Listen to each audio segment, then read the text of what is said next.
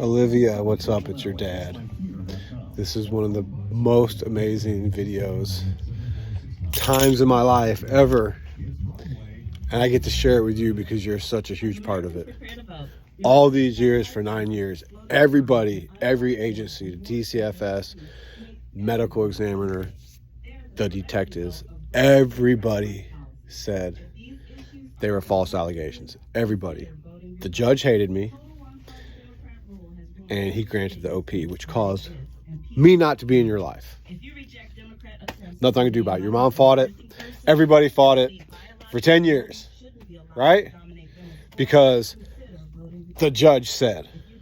But last week, Annabella's mom abandoned her in Texas.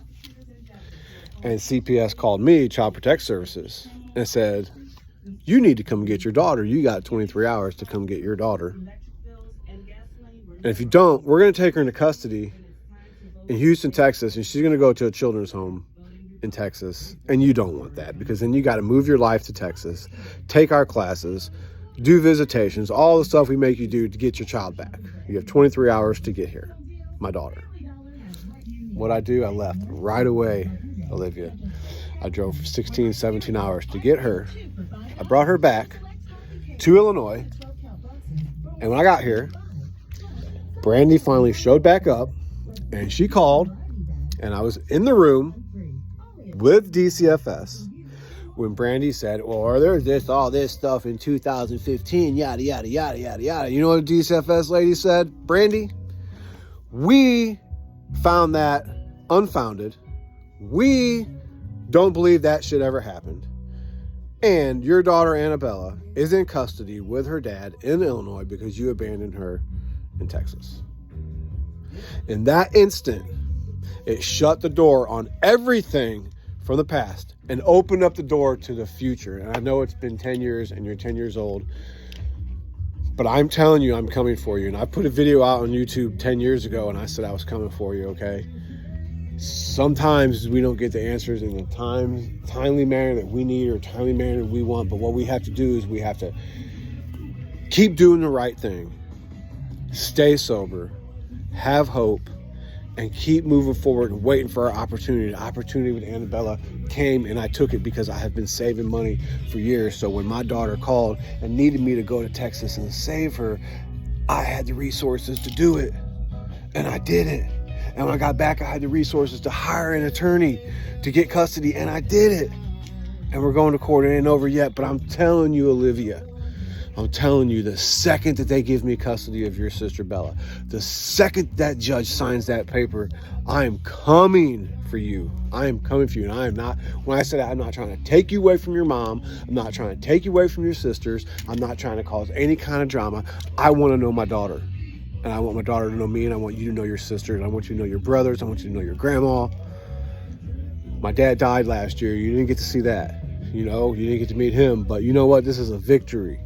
This is a victory for the future, because you're old enough to speak your own mind, and you're not going to let someone twist your mind, and you're not just going to make up a lie about me to get my kids taken away, to make Bella lose her dad, and for me to get thrown in prison. Like, you're old enough to not let somebody do that to you. Bella's still young enough, 6 years old, that her mom had her convinced I was a bad guy, and I didn't want nothing to do with her.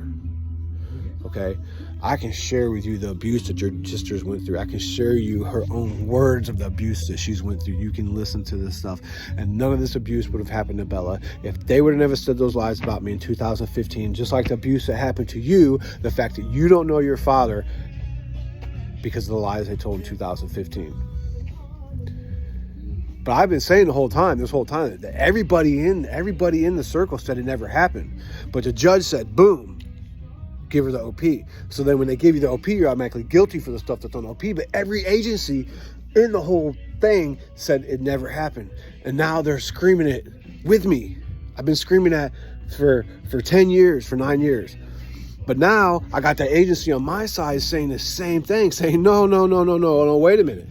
We ourselves as DCFS said that shit never happened. So Brad has custody of your daughter. Right?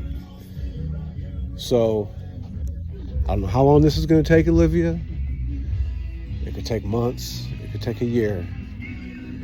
But as soon as they give me any kind of custody, even if I just don't get full custody, even if they give me 50-50 custody, the second that they give me any kind of custody, I mean, they've already cleared me, said my daughter can live with me.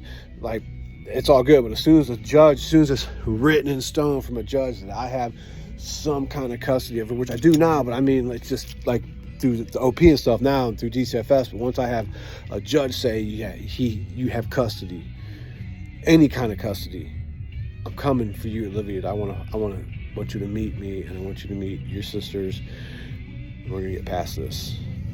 We're gonna move forward in life, and we're gonna enjoy the rest of the time we have on this planet. How's that sound? I will see you soon. I'm gonna try to get there before your next birthday, girl. Before you turn 11, I'm gonna try to get there.